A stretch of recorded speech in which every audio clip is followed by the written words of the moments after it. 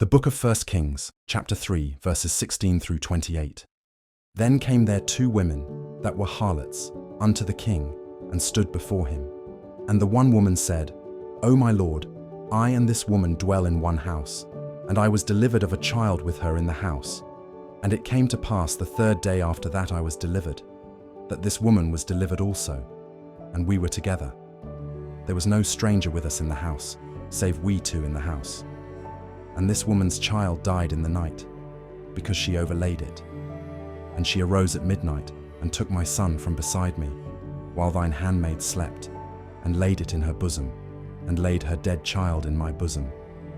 And when I rose in the morning to give my child suck, behold, it was dead. But when I had considered it in the morning, behold, it was not my son, which I did bear. And the other woman said, Nay, but the living is my son, and the dead is thy son.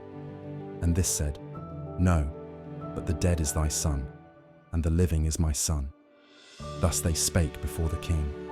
Then said the king, The one saith, This is my son that liveth, and thy son is the dead. And the other saith, Nay, but thy son is the dead, and my son is the living. And the king said, Bring me a sword. And they brought a sword before the king. And the king said, Divide the living child in 2, and give half to the one, and half to the other.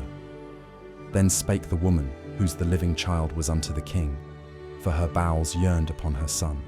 And she said, O my lord, give her the living child, and in no wise slay it. But the other said, Let it be neither mine nor thine, but divide it. Then the king answered and said, Give her the living child, and in no wise slay it. She is the mother thereof.